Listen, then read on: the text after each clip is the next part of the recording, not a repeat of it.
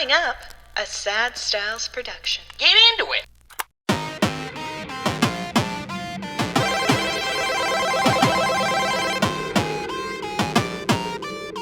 And welcome to the Retrograde video game podcast, where this week we talk about the best couch co-op games of all time. Whoa, my name is Andrew Basketball. With me, as always, is the bad boy of podcasting, Mr. Bebop himself. My comfy couch, Aaron Word. Very good. Well done. Definitely had that prepared for weeks. My comfy is good. My comfy.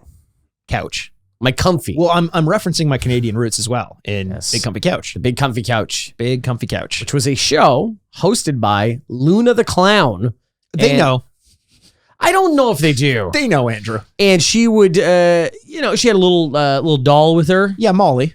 They know. Molly. And then she would do this thing that is now getting older, very impressive, where she would do the time by doing, like, with her legs, like doing the splits and, like, She would sit. I mean, I can't believe we have to go over this, and everyone already knows it. So I apologize for wasting everyone's time over there at home. They're here for bigger and better things. Can't be true. They came to the right place, Andrew. Mm-hmm. She would sit on a circular rug that was like a clock. Yes, you didn't mention the clock rug. No, I didn't mention the clock rug. Yeah. And the camera's facing down. From It's the bird's top. eye viewing her. Bird's eye view. Bird's eye viewing her, and she's laying down, and she goes through all of the hours of the clock with her appendages. Yeah. Arms, legs, etc., to point out as though it's each of the 1 o'clock. Yeah. She got an arm and a leg up there. It's crazy. Yeah. She's so flexible. Like, it's crazy. Yes. I've also found out later in life, this was not me, actually, amazingly enough, but a lot of people's first romantic crush was on Luna the Molly. Clown. What? No, not the little doll. No. It was on of Luna course the not. Clown, the adult clown. 100%. Normal, totally normal clown. It wasn't weird for me, for someone to have a crush on Molly, because we were all young children at that point. It would be weirder to have a crush on Lunette, I would say. Lunette. That's what it was. I was calling her Luna. Yeah. Well, I'm just saying. I had a crush on the dust mites that lived under the bed. Dust bunnies. Under the dust bunnies that lived under the Yeah, they were very sexual. What about Major Bedhead? Did you have a crush on Major Bedhead? Oh my God, I forgot about Major Bedhead. How did you forget about Major Bedhead? Now we're just naming. He delivers the mail on a unicycle, Andrew. He did, and he was also a clown. This is a world of clowns, I guess. We got to post. Sounds quite similar to the United States of America. Oh Andrew. my God, am I right? I'm gonna say it. Oh my God, now you got to elect two old clowns. Which old clown are you going to choose from? Yeah, we almost got to post a clip of that just because we've spent so much time talking about it. But I don't think we need to. I think everyone's fully aware. Even if they didn't know Big Comfy Couch before, yeah, I think they got a pretty good idea. I think we explained it really well. I think we explained it really well. It's important because we're talking about couches a lot today. We're talking about couches for sure, and it's about couch co-op games, Andrew. We talk all the time in this podcast, and we play games with each other all the time. There was a golden age of times when you can go to a Blockbuster, pick out a game with a buddy, come home, pop that into the console of choice, maybe blow on the cartridge if you had to do that, if you're having some issues. Or just for fun, blow on that cartridge. Yeah. It's been a good boy. It deserves a little blow. Deserves a little blow. And play a game side by side with someone. Right. There was an era past that when online multiplayer became essentially a requirement for all games, and then ended up supplanting the old couch co-op games, whether it was multiplayer or actual cooperative mode. And that's an element of gaming that I think we largely miss these days. It's been forgotten. And maybe it's because, most people just prefer to stay at home and play games with their friends from the comfort of their own living room or their own gaming room, whatever it is. But man, I really miss those days of being able to sit down with someone and play side by side. Yeah, I do too. It's just so funny where, you get to make fun of each other and, razz each other, and then you do it online and it becomes incredibly racist and homophobic. Well, I mean, I thought you were good at that before it got online. I thought, honestly, you were like kind of the pioneer of that. Yeah. I was the one that brought it online. Yeah, you We were like, whoa, you can do that? Yeah. And I was Holy like, shit. oh, let me tell you, man. I remember I was Break playing. out your thesauruses. It's done to make fun of people. I was playing with you online the first time that you brought it up. And I remember it caught everyone so off guard that everyone on the opposing team actually left the room. They're like, can we pause for a second? And we're like, sure. And they asked their mom if you fucked her. Yeah. All of them on the other team because of the story that you told. Right. Yes. You want to tell it again on this podcast? Yeah. Your mom's Lunette, the clown for the Big Comfy Couch. Yeah. Yeah. That was a really tough one for everyone to hear. They were but you heard it from the horse's mouth because your mom's Yes. really ugly too. But fuck Andrew, he's good. He's good. He's really still good. got it. He's really good. Still got it. But no, I do. I yearn for those days of having sex with your mother, of playing on the couch, because there's something so much more intimate about it. We have never been playing games with more people over the last 10 years than in any other time. And yet there is something about just playing beside somebody and being able to talk through things that is so much fun. Yeah, I remember just the idea of like opening up a new game, and this also goes just to, I think, a cultural difference in gaming where it felt more social in person, out of necessity, obviously, but it felt like even playing single player games, that there was this feeling of like, I want to share this with my buddies. Maybe it was that kind of more arcadey element of the old Super Nintendo games, even some of the N64 games, where they were a bit more repetitive. The levels were a bit shorter. So passing a controller back and forth, there were more clear areas and times when it made sense to do that. You know, like my brother came over a couple weekends ago and we had such a magical night. We ordered pizza. Experienced each other's bodies. He experienced mine. I found out afterwards. I passed out early. Oh no. Yeah. We ordered pizza, which was great. Always a good choice. And we booted up a Nintendo 64 and played Super Mario 64 from the beginning, just annihilating stars, just getting as many stars as we can. I have we had the actual N64 controller. We're playing it as we used to play it as kids. My brother and I, Chris, used to play Mario 64 all the time as kids in the same kind of fashion. It's like you get a star or a death and you pass it on. Yeah. You get a star, you keep going. If you die, you pass it on. And we got, I don't know, probably like 30 stars or something over the course of a night. Like it was pretty successful. But Jesus Christ, it reminded us of the old simplicity of games. You know, now you and I will sit here and talk about why a game like Red Dead is amazing, but how these little things really irk us and how it makes it a lesser game. And then you play Super Mario World, or Super Mario 64, which has clearly so many issues, and yet for some reason just holds up so well and works just as it is. Yeah, it's romantic about that. You know what I mean? Yeah, no, I totally understand that. And I miss that time. So like we thought we'd start naming our favorite couch co-op games of all time, and maybe, get some suggestions from the D-pads as well. I think so. This was weirdly, back when we started to kind of open up the format of our podcast and explore some new opportunities doing drafts and lists and things like that. One of the most recommended ones was couch co-op games. So it's clear we're not the only ones who kind of pine for this earlier time of couch co-op games and all the nostalgia therein. Do you remember the era when you kind of stopped having sleepovers and playing couch co-op games, or did pass the sleepover day? Because you and I used to have sleepovers and play games all the time. And we'll get to the draft in a little bit and all the rules there, but just to talk about some of our experience before we do that, past that, were you much of a couch co-op player in like university and things like that? I know that's another time when people yes, I was, because you're just naming times where you had free time. That's pretty much it. Yeah. Like now we would have to schedule something a month in advance to play couch co-op, which just sounds so boring. And I would still find a way to weasel out of it. You would. That is a classic thing about the classic weasel. Love being a weasel. Yeah, you are. You're a real flake. Well, okay. No, Elliot, can you cut for a sec?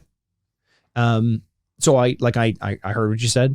I know we play bits in this all the time, but there was just kind of a change. I mean, you and I, we do bits on this podcast. Sure. Yeah. But it was a look in your eyes, like the certainty of it when you said that. The flake thing. Yeah. And it looked like you were really like happy when you said it. Yeah. Like it's been weighing on you. No, it's not weighing on me. It's just something I wanted to get off my chest though. Okay. But we're doing we do bits on this podcast. Sure. Yeah, we do. All the time. Sometimes. Are you speaking your truth? I don't know if I'm speaking my truth. Okay. But it is something that is true and needs to be said. Okay, all right, Elliot, you want to keep going here? Yeah. Yes, I am a flake. I think I'm just hurt because you and your brother had a great night and you just didn't invite me. Elliot, can you cut again? No. I think we have to go over some stuff. Everyone's got to know this. Are we getting real? We're getting real here. Is this Rogan? Or is this Maron plus Rogan? Is this Mark Maron having Joe Rogan on his podcast? Are we locking the gates? Let's lock the gates. Okay. Let's order a pizza, lock the gates. See, unlock that sounds the gates nice. unlock the gates when the pizza gets here. Yeah, you got to be like, who is it? Pizza. All right, unlock the gates. gates. Okay. Yeah, Wait a second. Take off that hat. It's Mark Maron. It's Mark Maron himself. Oh, man. That guy has a really successful acting career now. Yeah. Somehow. Why? I think he's I good. think he's fine. He's good. I'm glad that he's doing stuff. I think Yeah, he's got a same. very distinctive voice. I think that helps. Yeah. Yeah. Comedic voice. Yeah. He's also found his general look with hair and facial Mustache. hair. Yeah. It Yeah, really 100%. works out for Yeah. him. He's Yeah. like a modern day angrier Woody Allen. And that's what everyone who watched Annie Hall Whoa. were like, what if he gets angrier and older? Wow. He is. He's very neurotic. Huh. Mark Maron. Yeah. Yeah. Woody Allen, did I tell you that I sat 2 tables down from him at dinner over the summer? Really? Yeah. This He was- summer? Yes. He was at a restaurant, and I remember looking over at, and I'm like, Jesus Christ, I think that's Woody Allen. I looked at my player one. I said, hey, is he sitting with like a early 40s Asian woman? And he goes, yeah. And I'm like, holy shit, that's Woody Allen. You just kind of run up to them and be like, so how do you guys meet? Hey. So yeah, no, I'm just jealous that you guys had a nice couch co-op night because they're so rare. They are you very wanna, rare. You want to have these times together, right? So, and I can't wait to start going through some of these games because I bet you there's going to be stuff on either of our list that we'll be shocked by. It's funny because I've been building this list for a while. Every time I just kind of like think of one, I'll add to it. And even as of today, like 30 minutes before the recording, one hit me. I was like, how the fuck did I not have that on the list? So we're going to be doing a draft where we kind of, I guess sort of let's set up the parameters of the draft. We're do. drafting the six Sinister Six. the Sinister Six. And we hate Spider-Man. Yeah. We just Oh my hate it. So you God. cannot pick Spider-Man No. as an option. No, you can't. But we want to put together First pick, Hobgoblin. Hobgoblin. Yeah. I mean, that's good. Yeah, thank you. Appreciate it. Goblin knob, more like. That's the porn equivalent. We haven't talked about your mom long enough today. Oh, Andrew, stop it. Come on, get This out of isn't here. online gaming. This is online podcasting, and there's a difference. That's that famous Phantom Menace line, right? Yeah, This this is is- online podcasting. This is now we're online podcasting. Now we're online podcasting. So we want to put together a team of 6. We're calling them couch co-op games because it's the easiest way to describe them. But we have some things that we have to talk about here. The main issue is that we can't have games where the only way you can play them together is through like LAN parties or online or something like that. So when we call them couch co-op, they can be a single player game that is well suited to passing the controller back and forth. They can also be, not even co-op. It can be like a fighting game. It can be a sports game. It's just games that lend themselves well to playing them on a couch with another person. The best way to kind of imagine this is if you're picturing the perfect sleepover. Okay. And I do. Lunette's there. Molly's there. Yeah. Your mom's there. What? No. That's it. No. What? It's just the 4 of you? There's no video games in sight. It's my mom, a puppet, and an adult clown, and you?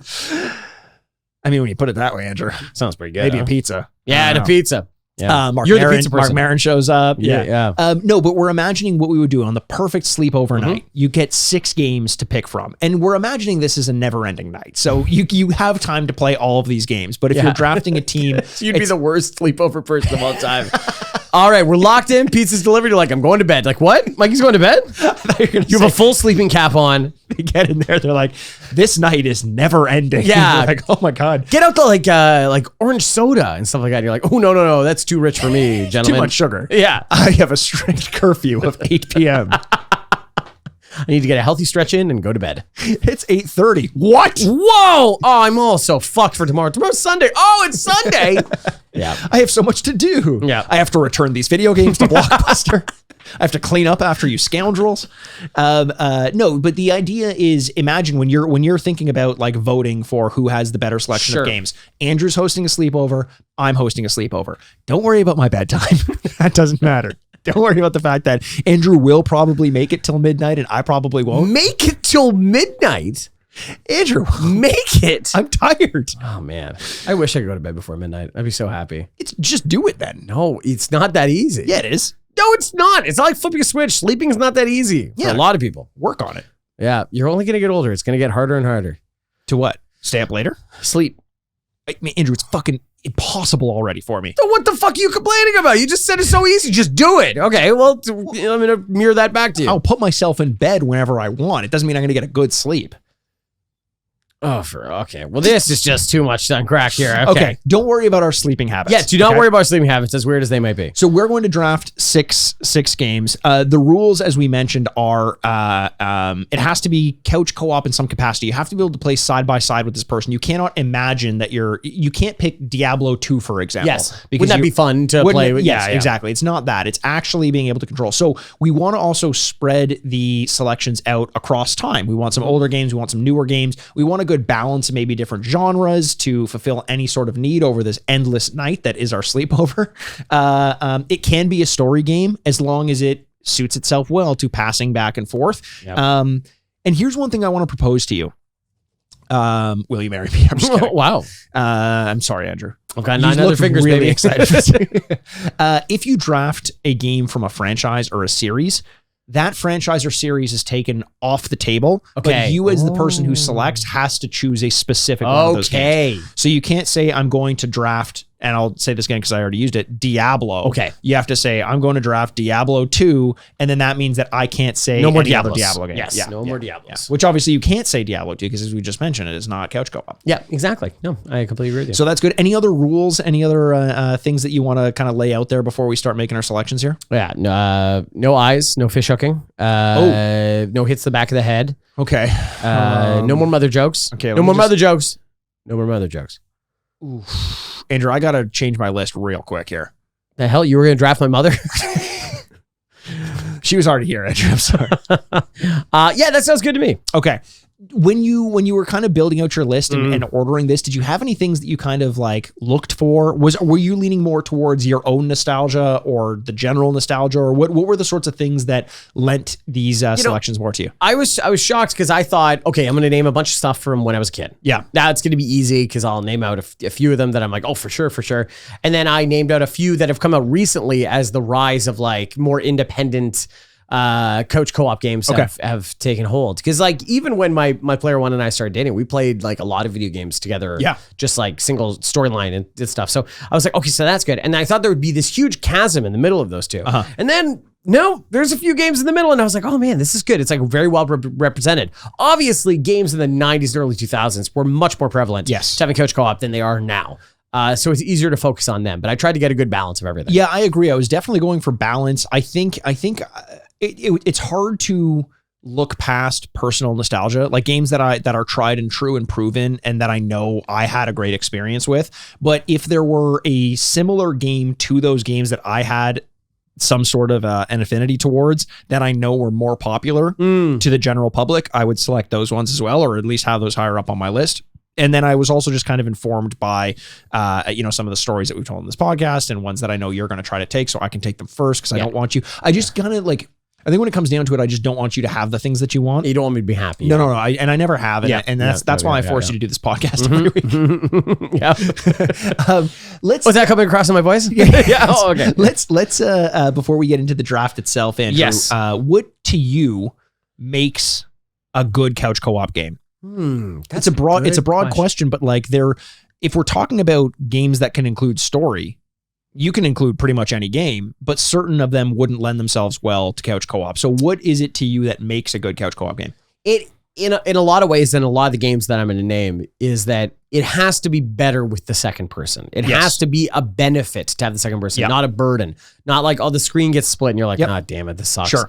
It has to be, there has to be a competitive nature to it to help that in a good way or not, that the person can aid you and you'd be better together. Yeah. Or it's better because I'm playing against somebody I know instead of the computer. Yeah. I think that has to be, the addition of the second person is a genuine effect on the game and not just a superficial attachment. And I think it's important to say as well that like, one of the things I looked for was whether it's a story game, whether it's competitive, whether it's co-op, is good, like bite-sized chunks of gameplay that you can segment out from the rest of it. And whether that's how long a match takes or how long until you foreseeably have to give up the controller, that amount of time, like you don't want to spend a lot of time losing. You don't want to spend a lot of time not playing. If you make a mistake, you want to know that you're like when we were playing Super Mario 64 with my brother, it's like if you fail at a star, it can be 30 seconds before you're playing again. Yeah. Whereas there are certain games where that delineation of like a separation in story beats is a lot harder to keep track of. And I think it's really important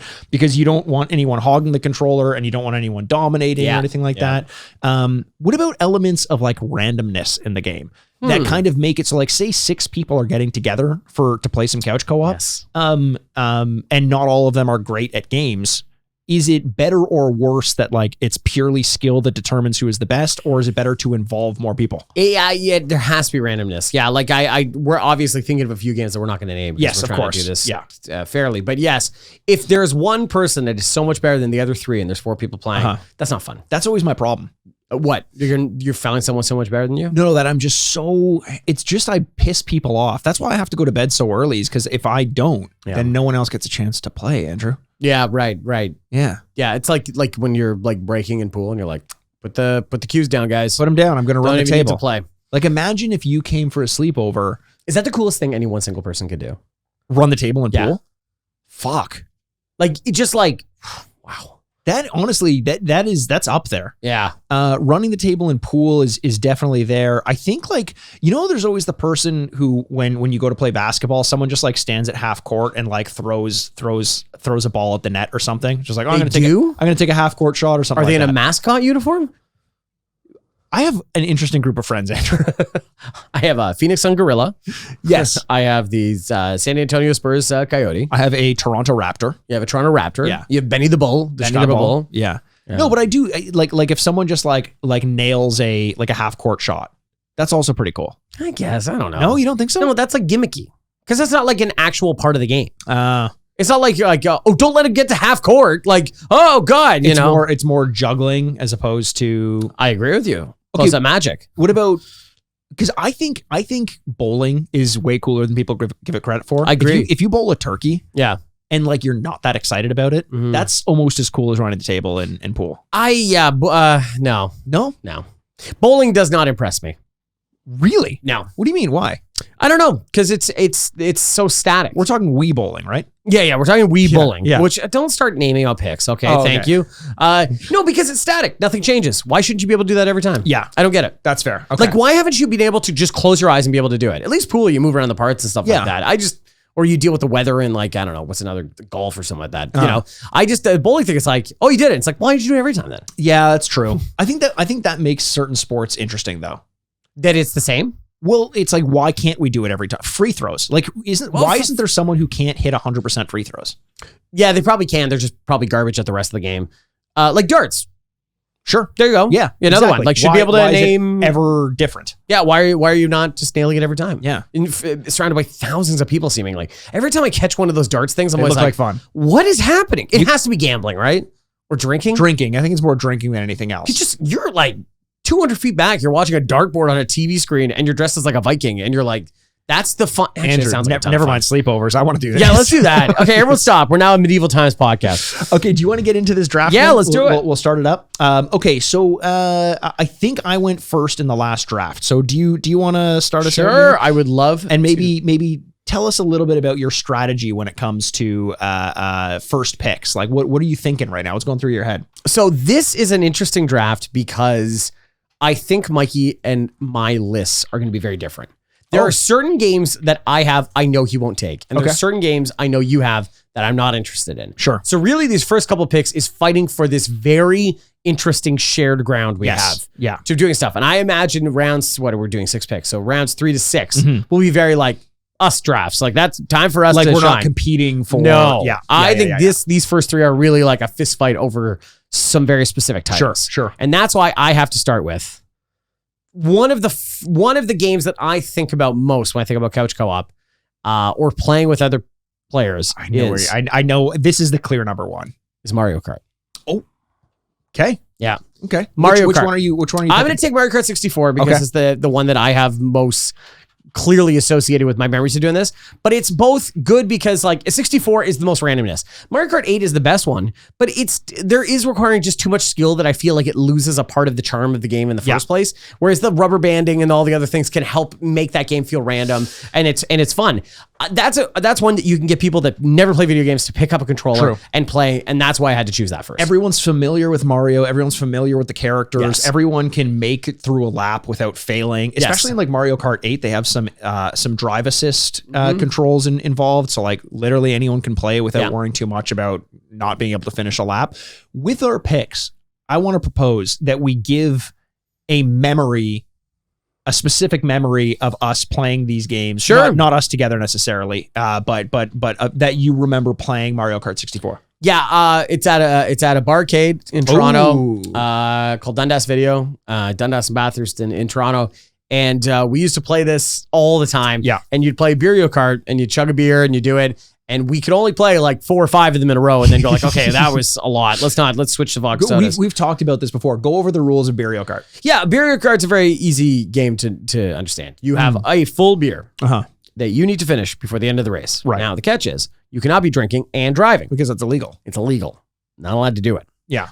And there's an officer standing on your left watching you. So you need to drop the controller if you're going to drink, and you need to be very strategic about when you're going to be doing that, because keep in mind, beer's got to be done before the end of the race. Tons of fun. What is your strategy? Do you chug first? I just go against ask the crowd. Questions later? I chug first. I butt chug, and it's just going against the crowd. If everyone drops their controller and starts chugging, I drive. Okay. And then we kind of go backwards off that a little bit, because you really do want space in between the competitors. I think that is a good thing. So you're just kind of hopefully separating yourself. See, my mentality in Mario Kart is I would always rather start behind early and catch up later. Yeah. So I almost always chug like half of my beer, like you're a fast chugger though.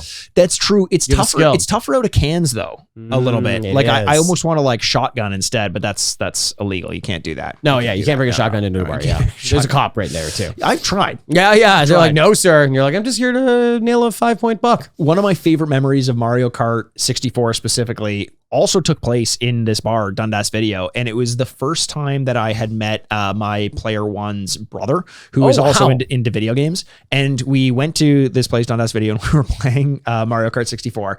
And I knew I had to impress this guy. How so? Well, he's hot and sexy. I was using her to get to him. Yeah, right. Yeah. Get close to him. I wanted to like show that I was cool. Yeah, you know. And that was beating his brains out in this game. Annihilating. Yeah, just want to crush. It's less about beating. No, we were playing Wario Stadium. Okay. And everyone knows who's played Mario Kart 64 that there is a specific skip you can do in Wario Stadium that is very, very hard to pull off. It's one of the first jumps, and you hit this little bump, and if you drift and jump at the same at the right time, you can jump over the barrier and skip like 70% of the lap. And if you do it, you win the race if no one else does it. And I hadn't played Mario Kart 64 in years, apart from maybe the odd Beerio Kart, when I wouldn't dare risk jumping. I couldn't focus that much while drinking all that beer. Not even close, Andrew. And my senses were all about me. Yeah. They were all about me. Your senses were all about My senses were all about me, and I couldn't do it. But I did on my first try. Wow. I did the little drift. I did the jump. I made it over the barrier, and I didn't react. And he looks and he's like, "Did you just fucking do the skip?" And then you said, "Stop looking at my fucking screen, you cheater." Yes. Yes, exactly. No, but it was this moment of like, and I talked to him about this all the time. He's like, you talk about running the table in pool. He's like, that was one of the coolest things you could have done. And then you say, you got to get up more. No, Andrew, you're talking to me. Oh yeah. You're right. You don't get up very often. No. Yeah. Ow. Ooh, that one stuck. So you know those boxing shots where it sticks, it doesn't move? That one stuck. Okay, so Mario Kart 64 is going to be my first pick. Mikey, what was your obvious one? I thought that the obvious choice for a couch game, this is the game of the Nintendo 64. This is the game of the era. This was, if you went to a sleepover and they didn't have this game, you're calling your mom to pick you up before you even have to go to bed at 8 p.m. It's GoldenEye 64. Andrew. Yeah. This is the one where, I mean, we all know the rules. You can't be Odd Job. You probably can't be Jaws. You want to get to Complex. You want to get the proximity mines. We all had these weird unwritten rules that manifested themselves across different friend groups across the fucking globe somehow, because this game was just so ingrained in hangout culture. GoldenEye 64, whether you're playing the multiplayer, whether you're teamed up on the multiplayer, or it's a free-for-all, or it's the different modes, or you're going beat for beat in the story mode, this game could be enough to play forever. Because, like, let's be honest about Mario Kart. Not to throw shade at your pick, but I'm going to. It's just racing. Yeah. If you get bored with the multiplayer in GoldenEye, you can play the single player. If you get bored with the single player, let's go for the cheats now. I mean, it was like 7 games in one. Yeah, I agree with you. The only thing I'd push back on, and the reason why I didn't want to pick it first, and to be honest, I wasn't going to pick it second either. What? Is because we went back and played it, and it's bad. It's almost unplayably bad. But I think there's an element of holding up some of the games that were like pinnacles of couch co-op games. Because, like, yeah, if we're looking back, but to that end, if you're going by the mentality of like you want the most fun that you're going to have today for today, Mario Kart 64 isn't the choice. The choice is Mario Kart 8. No, I disagree. And that's why I said it in my pick too. I think you choose Mario Kart 64 every time. You think that's a better game than Mario Kart? I said Mario Kart 8 is a better game, but it's too reliant on skill now. And I know you could change the assists and stuff like that, but the randomness and its simplicity is so much fun. It still looks good. It still handles totally fine. GoldenEye is you can barely there's like 4 pixels on the screen. You can barely tell what the hell's going on. But those 4 pixels, oh, they're great. That's so funny. You weren't saying this shit at all when we reviewed the game. No. But the reason why I'm picking it now is because it's totemic when you think about these sleepover games. Like, I'm not picking.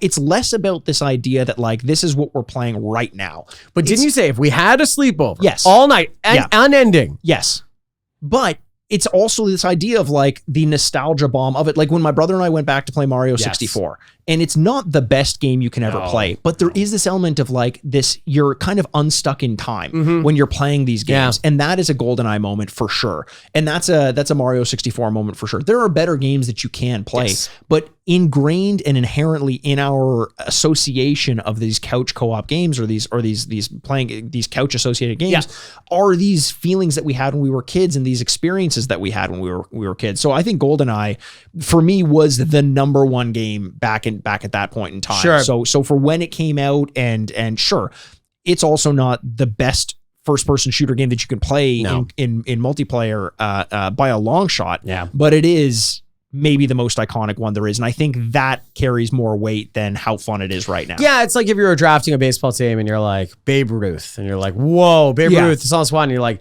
he was wildly overweight and he would just get struck out by a AAA pitcher now, and you're like, but remember how good he was? I don't. It's going to sell a lot of jerseys. It's going to sell a lot of jerseys. Yes, everyone wants to be associated with Babe Ruth. Herman George Ruth. It's a good name. Thank you. I came up with it just now. Okay. My next game, I'm going to go into the sports world a little bit. Okay. But not the sports world.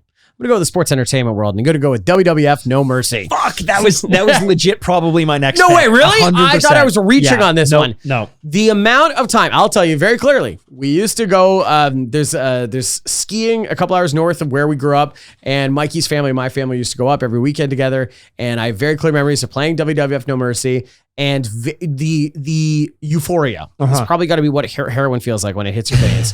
When you hit a 3D by the Dudley Boys. Oh my God. Felt like, absolute mana from heaven. You're like, oh my God, I'm the smartest person in the world. I love this game so much. It was a fantastic game. One of the famous story beats on this podcast is that we went back to play WCW versus NWO Revenge, which is a comparable game to the No Mercy. No Mercy is the accumulation of all those games. But we played WCW versus NWO Revenge, and it was not good. We did not like it. Yeah, we had trouble. But then when we went back to play No Mercy, and we kind of refamiliarized ourselves with the weird ass controls. So weird. Just a bizarre way to control human beings on a screen. It really kind of clicked for us. And we're like, okay, I remember now the odd nature of this game. But once you get back into it, man, that was fucking fun. I loved this game so much. And just huge rosters, different types of matches, there's so many different ways you can be playing this game. Yeah. Loved No Mercy. No Mercy was great. Another specific memory of this one when we used to get together to play. We would get and maybe this is an argument for video games can cause real world harm. Sure. We would get so amped up by Yep. the wrestling in this game that we would take the mattresses off of our beds. Yes. We would put them all around the floor, Yeah. and you and my brother would beat the shit out Now, of me. beat you within an inch of your life. Inch of my life. We're so amazed you're walking today. It's why. I mean, it does explain a lot about a lot of things about me, like head trauma. Yeah, we broke a chair in your head. Yeah, I went through it. Yeah. I remember my head would always find the cracks between the mattresses. I was just thinking that too. If you had all these pillows on the ground, Mikey would find the spot that didn't have one. Just like the corners didn't meet perfectly, and you just hear thud, and you're like, oh shit. Is that you? The funniest part is we'd be upstairs and our parents would be downstairs drinking, their faces off. They would hear this all going on and wouldn't give a fuck. No, they'd be like the other tenant in an apartment building just using a broom to like hit the thing like, hey, keep it down up there. You're like, oh, okay. They'd be banging on it. We'd be like, we'll keep it down. They're like, don't keep it down. Grab us another drink. There's a 6-pack in the fridge ice. upstairs. Yeah, exactly. WWF No Mercy. That's a great one. I'm gonna go with if you're going for some brawls, I'm gonna go with some brawls, and I'm gonna go with to kind of borrow from the themes of the Mario Kart 64s. I'm gonna go with a Nintendo entry. I'm gonna go Super Smash Bros. Yeah, that's where I thought you were going earlier. This is one where so many situations in my life, whether it was around the time it came out when we're sleeping over and we're trying to find like the secret ways to unlock characters. We're like, well, we didn't beat the game perfectly with every character. Maybe let's try this. To when there were 4 people and we're all just kind of like figuring out the game for like the first time that we played it. Like, I remember the weekend this game came out, and I remember my friend Philip got which one? Super Smash Bros. On the N64. On the N64, okay. This is again, if I'm taking the franchise, I'm going nostalgia bomb on this one. I a reference no one's gonna understand. It's from Comedy Bang Bang. I don't know why I just said that. My friend Philip bought this game. I slept over at his house, and this was the first time, and we've talked about this. Sorry, I just imagined Philip had no idea, and then he closes the door. He's like, I can't wait to Smash Bros. You're like, hello, Philip. You're just behind the door when he closes it. I'm here to play the Smash Brothers you got. Hello, Philip. I hear that you bought Super Smash Bros. I'm here to play the game with you. We are now the titular Smash Brothers, and we are going to play this game together. You're my Pikachu. Your mom doesn't know I'm here. Please don't shout. And I remember, we've talked about the very unique experience of playing Smash Bros. For the first time and witnessing the crossover of IP. Like, you're playing a game where Mario can beat up Pikachu. Like, it just broke your mind. Now it's very common, but back at the day it wasn't. And every time there was a new unlock, not knowing what the standard roster could possibly be for Smash Bros. And you're like, Captain Falcon, what the fuck? Yeah. Samus, Net, all this, you're unlocking here, Jigglypuff, and you're like, fucking Jigglypuff, what the hell? It was such a fun experience of exploration and discovery in a way that just like you and Philip. Just like me and Philip. It was we grew a lot that night. Oh boy, did we. It was great. Yeah, so Super Smash Bros. Is my pick. Oh, that's great. I kind of cleared out on that one. I knew you were gonna take that one. Yeah. So like obviously huge fundamental game, like just very important. So so that makes a ton of sense. Okay, so who is your main in Smash Bros? Have we gone? I honestly don't know if I played enough to have one. Oh, really? Yeah, okay. Yeah. Like it was never a big game for me. It was Link for me. I was like, Really? I'm unbeatable as Link. I've never lost to my friends. And then I remember being in a Walmart one day, and there was this little kid playing, and he was probably like Pikachu or something like that. And I was like, I'm gonna go fucking embarrass this kid at the kiosk, and he spanked me. And I refused to play as Link ever again because I'm like, this character must be broken because there's no way a 7-year-old can beat me that bad. This game is rigged. It's rigged. Okay, so my third pick. Man, this gets really tough fast because now you're like, there's so many on the board that I really need now at this point. I'm kind of glad to hear you were going to take No Mercy, or I would have kind of regretted that. Okay. Okay, No, that's a great pick. I'm going to go with modern game. Okay. I'm going to go with TikTok's favorite game. I see it being posted all the time. I'm going to go with Yes Chef. Let's go with Overcooked. I knew that was going to be a hard one for me to get from you. Yeah, I was going to take it too early, but it also is like, it just like is the lighthouse in the middle of the darkness right now. It is so, you have to be playing with people. You have to talk to each other. And the best part about it is a game will end, you will fail because inherently this kitchen is across the road or on 2 air balloons or something like that. Totally normal places. Most Michelin star restaurants. Yeah, absolutely. Yeah. You know, that being said, yes, if you had to float into the sky to eat dinner, they'd be like, oh my God, can we give you awards? Like, I think Michelin wouldn't want you to go there because you're not wearing out your tires to get there. 100%. You know who would give it to you is like fucking Delta Airways. The Zephyr Awards or Zephyr Zeppelin's Awards, Award, okay, it's just, my favorite part about these kind of games is the Goodyear Awards. The Goodyear Awards. But Goodyear makes tires too. That's it. That's why it's called. Wow, that's how they got the Zephyr. That's pretty good. Yeah. Proverbial knife to the tire on that one. When a game ends and you fail, because you will. Yes. Is that you have to sit there for a second and point at a screen and go, okay, so here's the issue. You were doing that. You're like, no. It's like, no, shut up, Derek. No, shut up. You're like, you need to throw me lettuce and then we wash dishes. Yes. I love games like that where you can genuinely strategize and get better instead of just things working out right for you. It is the anti Smash Bros, the anti Mario Kart, where it's the randomness is what makes it fun. There's like another Mario game that we can name, but we're not going to because of drafting purposes. Sure, no, of course. That adds the randomness. Yes, to I'm only naming the ones that we've picked so yes. far. But those are games where it's like the randomness is fun, and that's what creates the chaos. Yeah. There's this element when you're with friends, like chaos is fun, and there is a ton of chaos in Overcooked. But Jesus Christ, if you're not reining everyone in by the end of it and being like, okay, I get we're here to have a good time, but we're never going to feed the king properly. We're never going to get 3 stars on this level where I'm hucking raw chickens across a moving truck if we don't get our shit together. It's so true. And the earthquake is going to happen and we're going to be separated like Land Before Time. Yes. And you're going to be Littlefoot and I'm the other one. And I really think this is just like the distillation of what we loved about it as an old game. Yeah. But it's like a very good and not too far facing future for a current game. You know what I mean? They could complicate it way more. I'm glad they did. Yeah, and the problem is with Overcooked 2, it's great. Overcooked 3 is going to have to, like you said, add more to it. So I think we're in the golden era right now. I agree with you. Where the more they add to it, like it's complicated enough now that I lose track of what's going on. Yes. And the problem is when they make Overcooked 3, it's largely going to sell to Overcooked and Overcooked 2 players. So they have to factor in the difficulty of those games, knowing that most people who are coming from 2 to 3 are already very familiar with the game. That's going to be it's going to be tough. I think it'll be a tough one. But I don't envy them trying to do this, but because they made a very good game so far, two good games. But Overcooked 2 would be made. Yeah. Okay. I kind of expected this to be your third pick. And it's one that I can't remember the last time I went to a sleepover which didn't have this game. Or one in the series.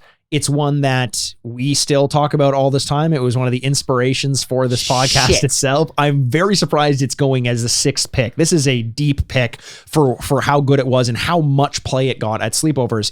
And I'm going to go with the 4th in the series, Tony Hawk Pro Skater 4. Okay. Yeah, I assumed I was going to lose one of these games because I had 2 going up next. Okay. And obviously, let's talk about Tony Hawk Pro Skater 4 first. This is so important. Like, it's so good. We played it a couple weeks ago. Yeah, we did. We played 2 a couple weeks ago, but it's the same idea. But man, like I remember sleepovers where literally all we did was play Tony Hawk Pro Skater. And similar to GoldenEye, where you can play the multiplayer, like you can do Trick Attack, you can do Horse, or you can go through the single player where it's like, okay, you get skate this time, and then I'm going to ollie the magical bum, and then you're going to do the mystery tape, and then I'm going to do the high score. Yeah, because you could do that one. You're good at that one. Exactly. So and parceling out these responsibilities while like keeping in mind that there was this competitive element of like, but also I want to be the one to get the 6th score. Like that's ultimately what it came down to.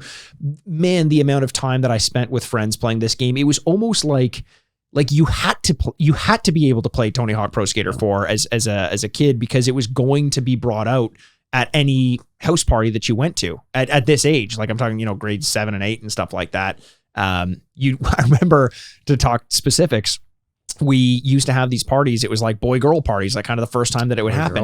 Boy-girl parties. Everyone had to say their gender when they walked in. You had to announce it. Yes. And you had to wear a hello, my name is, and we crossed out name and put gender. Yeah. And then you had to write it down. Yeah. And stick to it. Mm-hmm. That was important. You couldn't swap it with someone else. No, that was a different time. It was a much better time. Jesus. I remember Boy Girl Party. And sometimes the PlayStation or PlayStation 2 would come out and all the guys would just be like, never mind girls. Yeah. I'm playing as Elisa Steamer. Progress. It's pretty good. She's pretty hot. You can see by all the pixels on her face. But yeah, Tony Hawk Pro Skater. That's mine. Yeah, I knew I was going to lose something I really cared about, and probably was going to be that one when I took Overcooked.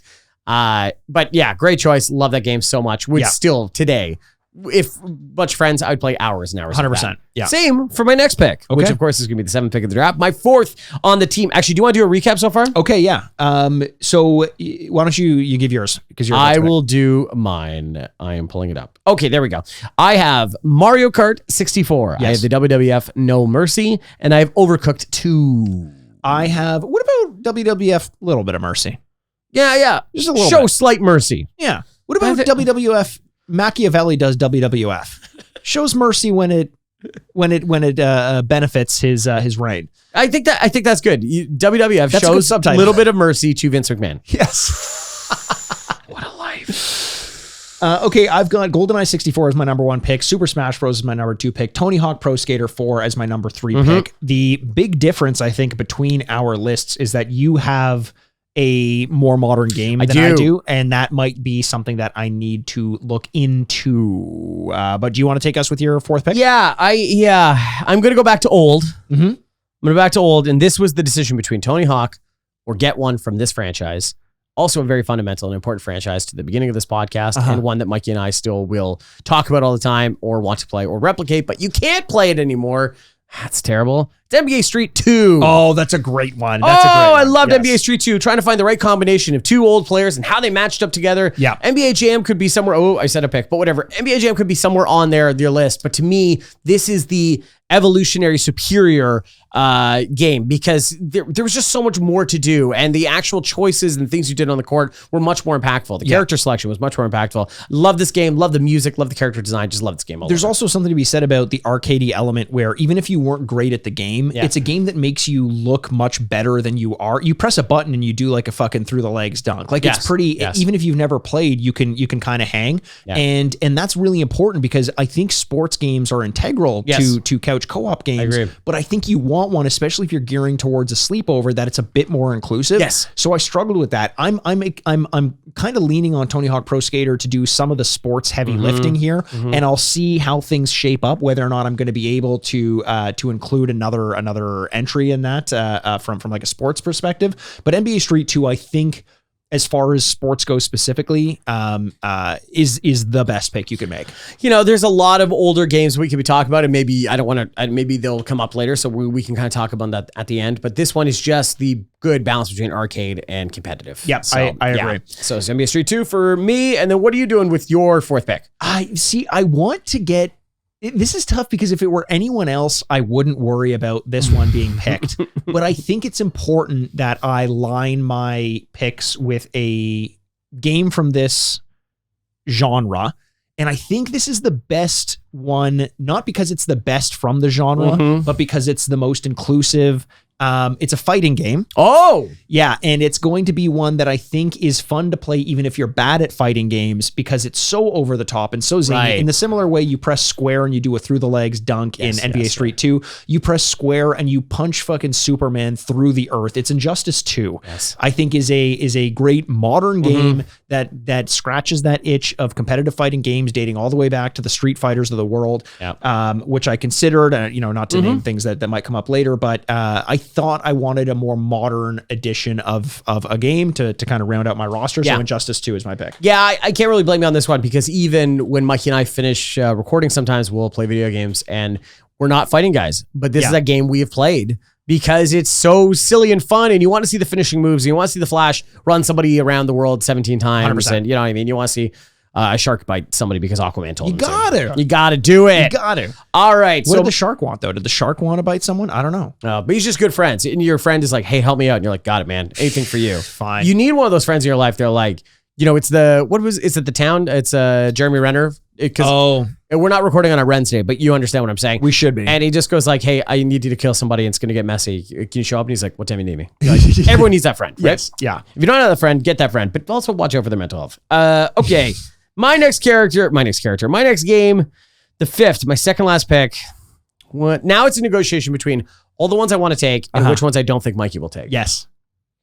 Okay. I'm going to round out another modern game. and one I really loved playing, and I think is so different than everything else that we've put on this list because it is a game with a beautiful story that is designed only for 2 people to play. Oh, okay. And it was a game I loved playing with my player one, and it's about a very sad thing about the backdrop of a divorce that's very messy and sad, and through the kid's eyes turns her parents into dolls, and It Takes Two. Yeah. It's a beautiful game. It Takes Two. Did I mention this on the podcast that I have started playing It Takes Two No, with my player one? really? Yeah, we just started. Oh, that's playing exciting. It's phenomenal. It's so good. It is so much funnier than I expected it to be. Which, I know games can be funny, but I didn't expect it to be this funny. Yeah. And mechanically, the way that it changes up the puzzle solving mechanics and like act by act introduces things that completely change the gameplay and require this kind of working together. I really, really enjoyed that. No, I did. The way it does things, you have to solve math questions. You have to play the piano together. You have to jump and it becomes a platformer. It's just a really beautiful game. And I think the story is also really great too. So It Takes Two. It Takes Two. Now, okay, so fuck. I know. Takes two, baby. The hard thing about this Please is I don't know sue. Because you're Singing a song. and how well you're singing it too. Thank you so I think, much. honestly, Everyone was thinking if someone was listening to this podcast, they could have brought Shazam out and they would have Shazam would have been like, yo, that's It Takes Two. Really? Do Yeah. you think they would have brought out Shazam, the movie with Shaquille O'Neal as a genie, and he would have said that? Wait, which is the one that doesn't exist? Maybe it was that. Yeah. Oh, no, wait. Is that the one with Sinbad? You're right. Sinbad. There's one that doesn't exist. Everyone thinks it's Shaq, and it's not. Yes. I think it's Shazam. It's Shazam? Damn it. Because I'm thinking of maybe Or Steel. Kazam or something. Oh, yeah. Shazam movie Shaq. No, this exists. Okay, that does exist. Oh, and it's called Kazam. You're right. Yes. Damn it. So which one was Shazam? I don't know. I don't know. Andrew, help me out Let here. me open up Shazam and be like, what is this? Was this a movie? Hello. You're just talking at your phone. Hello. Were you a movie? I feel like that's how my parents engage with their phone. Tell me answers. Hello. Shazam, it starts to analyze and it's just like a crazy person. You're like, tell me. Okay, so this is tough because I know I'm leaving. There are some picks that I want to make, but I know that no matter what I do, I'm leaving you with some really good games to pick. Yeah. Can I just say, I would not feel stressed about this because number 6 is going with an Andrew pick. Oh, is it? Yes. Shit. So let it rip. Choose your biggest titles. Okay. You know what, man? Fuck. There's so many games. There's so many games. I kind of want to go. The one thing that I definitely think I'm missing is an older side-scrolling game because I think that was integral to growing up and playing games. Was you and one other person picking up the controller and just going for it from start to finish. Oh shit, we ended at the second level. Let's start again. Let's see if we can get to the third. Oh, we got to the third. Okay, we can't go to bed until we get to the fourth. Mm-hmm. The problem is which of those games, because so many of them meant a lot to me, but I don't know if they were as popular to everyone else. So I can go with the obvious pick, or I can go with something that worked a little bit better for me. And yeah, well, you're really struggling with this. I am. But you know what? No. There are a lot of picks that I've made that are kind of dark, so I'm going to brighten it up a little bit, and I'm going to go with the obvious pick of Super Mario World.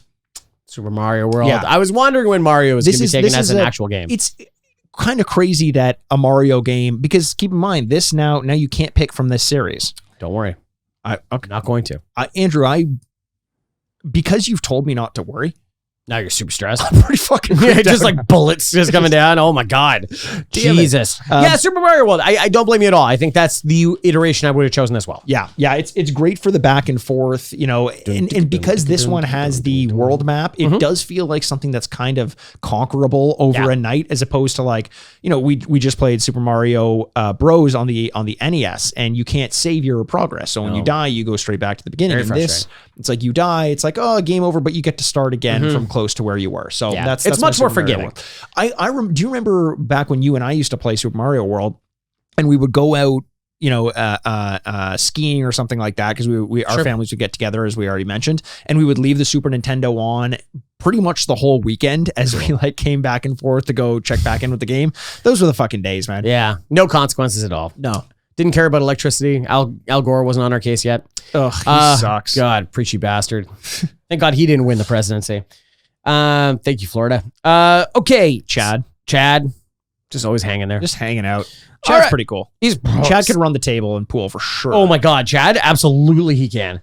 Oh my God. And he'd look so cool doing it. He would. Like a visor on. Okay. With my last pick, I have to choose myself. I have to choose something that is so clear and dear to my heart. And we've kind of abandoned telling the stories about each one of them, but I'll tell you a story before I even pick the game. I've been telling stories. Sure. And I got this next one coming up. I played in University a ton. Okay. And so it was a great couch game that is designed to be played with multiple players. You could play with different characters, and you can sometimes play as the enemy versus the heroes and the heroes versus the enemies. And I want to say that this game was so good at couch co-op. Oh, I know. So Okay. Yeah. good at working together. I and let you have this one. Do you want to let me finish, or you want to keep going? Do you want to brag, or you want to hear my story? No, I let you have this one. Let me say the pick. No, let me finish my story. Fine. This game is so good at making people work together that I knew two people that had never met but got engaged because of this game. No way. Have I ever told you the story? I don't think so. Obviously, the marriage lasted. They're still married. It's great. No, they got divorced after a year. But they met because they were living in different countries, and they met playing Left 4 Dead. And she eventually flew over to meet him. Holy shit. I don't imagine she listens to this podcast, so I think we're good. I'm not going to say names or anything like that, and she flew over to another country to meet this guy. They start dating and get married. So was she your friend? Yeah. Who ended up just playing online, meeting someone? Yeah. And wow, did you meet the guy? Yep. Was he cool dude? Yeah, he was nice enough. Who do you like better, him or her? That's a really good tough. That's tough. Well, we obviously had to choose when they got divorced. Yeah, so, of course. I chose neither. That was I dropped both of them. Oh in the craziness. no, Yeah. that's too bad. Yeah, no, not for me. But Did you play a lot of the game online as well? Because the only times I ever played Left 4 Dead was couch co-op. I played a little bit online. I did not find it as much fun as playing it. And you also didn't find a loved one. No, I did not find a lover through the zombie game. But if you don't know, you play as one of 4 characters, and they all, they handle very similarly.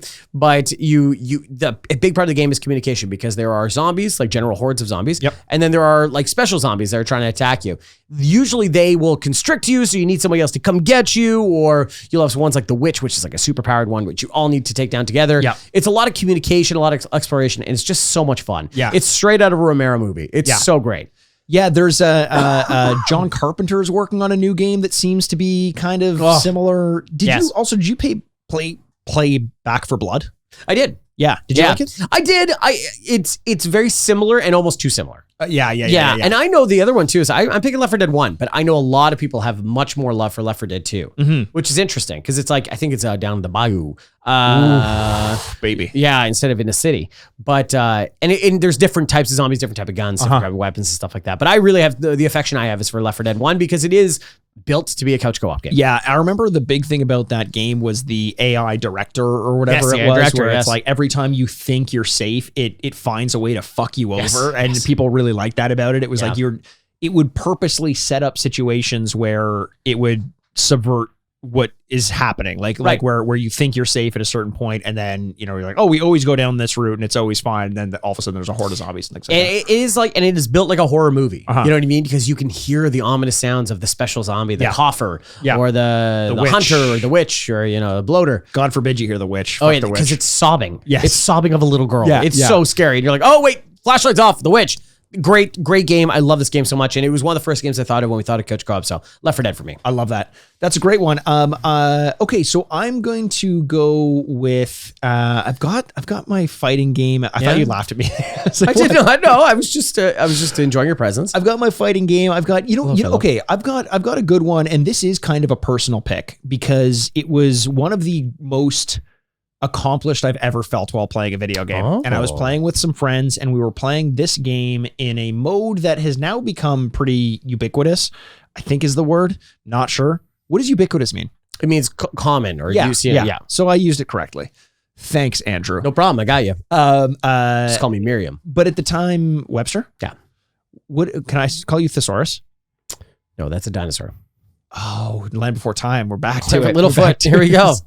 A game that I played with a group of friends, and a mode specifically that I played with a group of friends that, as I mentioned, has now become ubiquitous, but at the time felt very unique. It was a horde mode. Gears of War. Gears of War 2. Yeah, Yes. right. Nicely done. It feels like again kind of the thing where you can play side by side co-op through the single player, and it is a fantastic experience playing Gears of War, where you're providing cover for one another. You know, a game that kind of prides itself on being more strategic than just run and gun.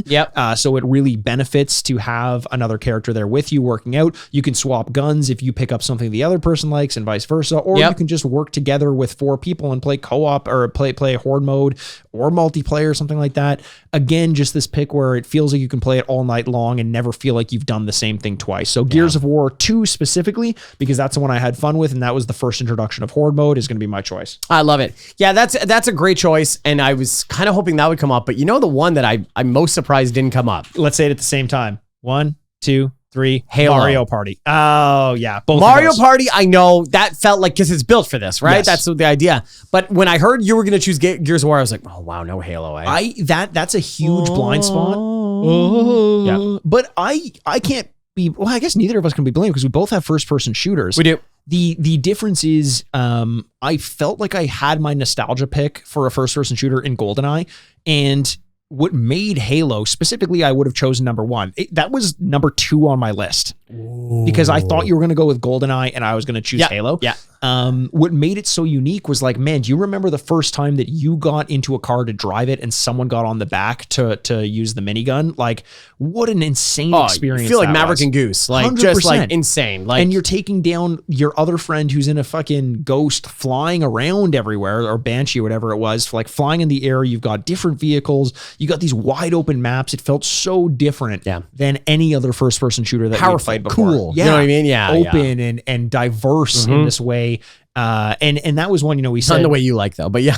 Open and diverse? No. Not in my backyard. No, thank you. No, it really gave me an experience that I'd never had in games before. And you talk about those moments in gaming, like being in the garden in Super Mario 64, and it just kind of changes your perspective. It like opens your eyes up and you feel this, like you physically feel like awe. And that moment in Halo when you could drive around with a bunch of other people and there's like 16 people playing because you've hooked up a bunch of Xboxes or something like that, if that's what you wanted to do, and you're playing these like 4-on-4 or 8-on-8 games, and it was just fucking unbelievable. No, absolutely. And that's, I was surprised. You know, I'm sure we could do some honorable mentions here. Let's do it. I've got the ones I have. Let's go 1 for 1. Okay. I did Halo. I'm gonna do Perfect Dark. Yep, that was a great one. Loved that one. You and I have some awesome experiences playing Perfect Dark. Kind of like our first experience in a tower defense game where we put a bunch of bots and you and I just had laptop guns in one area of a level, and we'd set them up and try not to have to shoot anyone ourselves and just have like these obstacle courses that they couldn't make it up. It was like the anti-video game. Yes. Yeah. I've got, how about Streets of Rage? Streets of Rage, great one. I have Portal 2. I have Portal 2 as well. It's a great one. Little Big Planet. Little Big Planet, was a great one because you could kind of jump in and tinker to make your own level and then play some other levels to unlock new things. It was a wacky, fun. I had a lot of fun experiences playing it. I laughed a shit ton. Yeah. What are some other? Do you have any others? I'm kind of out because I had a bunch of side-scrolling ones, but I was like, those are more arcade, and then There are a lot of those. So I had Castle Crashers. Oh, Castle Crashers, and I also had Broforce. Broforce was another one that I absolutely loved. Apart from all the Mario games that I've listed, just in case, Jackbox is another one that's kind of a modern take. That's not really a co-op game, but is a great kind of party game. Yeah. Mortal Kombat 1 is great for fighting. Contra was the other side-scrolling one that I considered picking. Final Fight, if it wasn't Streets of Rage. Simpsons Arcade, I'm surprised you didn't pick. Yeah. Metal Gear Solid is one that you and I had a great experience playing, because whether you were playing or watching it, you were enjoying it because the story was so cool. I had Left 4 Dead as well. NHL Army of Two is a game I've talked about a ton on this podcast, which Gears of War I think kind of is better than. But Keep Talking and Nobody Explodes. Have you ever played that game? Yes, I love that game because there's a lot of like manual reading, but you got to decide together and stuff. Oh man, fantastic, so good. Lovers in a Dangerous Space Time, Lego Star Wars, like any of the Lego games, Teenage Mutant Ninja Turtles, and Mario Tennis, and there's a whole bunch of other ones. But yeah, that's awesome. Yeah, see these. These are great choices. And there's so many more. And so, speaking of, if you at home have more that you want to let us know about, just let it, please tell us. What did we miss? What's your favorite ones? Yeah, 100%. We've been getting a lot of listener mail with things just like that. This whole episode was a recommendation based on listeners. We always like to ask that if you request a specific type of episode to do, give us your list. We'd love to read it out as well. Give us some suggestions. We promise we won't pick from them. We won't screen peek. But we did get another listener mail as well just recently. This one's from Trevor Kinch. Came over to our email address, the retrogradepodcast@gmail.com. Cool. He says, hey guys, just wondering if you've heard any weird stories about things that have happened or interesting places people have been while listening to the podcast. I'm a photographer as a hobby and focus on old abandoned buildings. Before COVID, I spent the night in the Penhurst Asylum outside Philadelphia. I had 8 hours in there and listened to you guys the whole time. All my memories of being there very vividly involve both of you.